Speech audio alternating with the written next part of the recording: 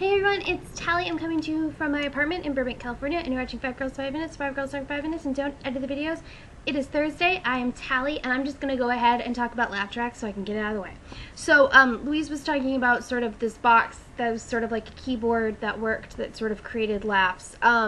It's called a laugh box, L-A-F-F, or that's what it was called, and no one has played one because it was controlled, well, besides like 5 people, because the guy who created it and sort of used it had a monopoly on the canned laughter business for a number of years in Hollywood, because he locked it up pretty hardcore and didn't let anyone other than his family like ever even see what it looked like. And I think people only recently found out what it looks like, if I'm recalling correctly.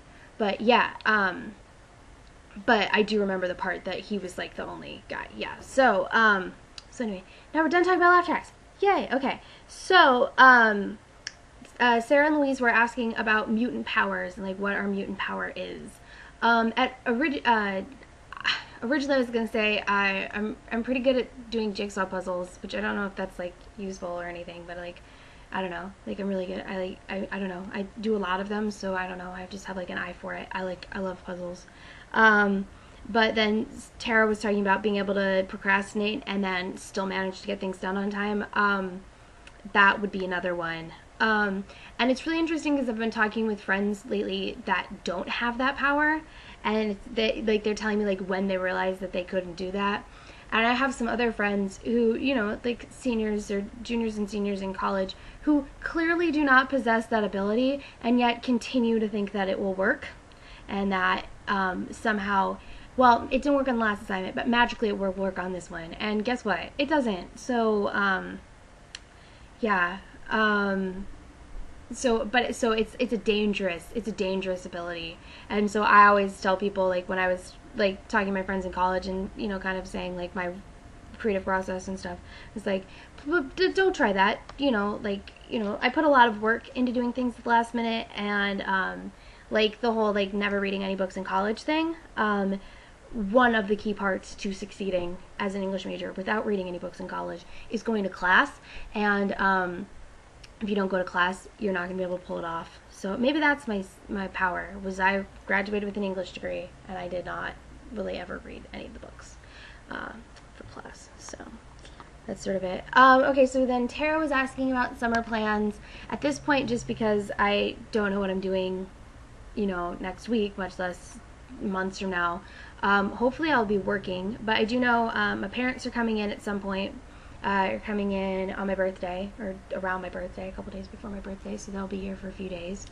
And then my friend Rachel is going to try and come for a few days at some point. And then she was actually going to try and come right around my birthday, because it's always the same time as the Tony Awards, and then my parents are flying in the night of the Tony Awards, so that doesn't really work out so well. And then I'm gonna see, like, if I'm working and there's like a long weekend or something, then I'll go home. But at this point, without having a job, it's kind of important to be here. So update on the job front. Still don't have a job. I've had some good meetings this week. I'm going back to the set of this Disney Channel show called Ant Farm. I went last week, and then I was going to go to the audience taping last week, and then one of the actresses got sick, so they had to cancel it. So I'm going this week, so I'm going tomorrow, so that'll be fun. And then other than that, just sort of kind of keep working on writing and stuff. But I've been very social. I'm very proud to say that I've been very social. I joined a book club with people from my church, and it's been really great just kind of getting to know them. It's a small group for now, but we're kind of you know, I assume more people will join eventually, and so, yeah, more people to meet. And then today I actually got lunch with someone who is the daughter of a friend of my mom's, who actually, like, grew up basically down the street from me, but she's a couple years older, so we sort of did the whole, like, okay, who do we know, who do we have in common, and we went to the same schools, so, you know, even though she was a few years older, like, we still kind of have that overlap. And she had a friend with her, and we were all, like, you know, I felt bad for her friend, because it was, like, you know, definitely like speaking another language, and we were sort of like swapping stories and like, oh no, I know the best, I've got the best story about this, I've got the best story about that, I know about this teacher and that teacher. So it was really fun. That was fun. Yeah, so being social is good. And then I'm possibly gonna hang out with her and some of her other friends this weekend. So that's good. Okay, I guess I should have a question for this week. Um, my question for this week is, okay, so right now I've got like 5 piles of laundry like sitting around my apartment because I started doing laundry last week, but I had to like break it up into like a gazillion loads. So my question is, do you like to do sort of like take a day and do all your laundry at once?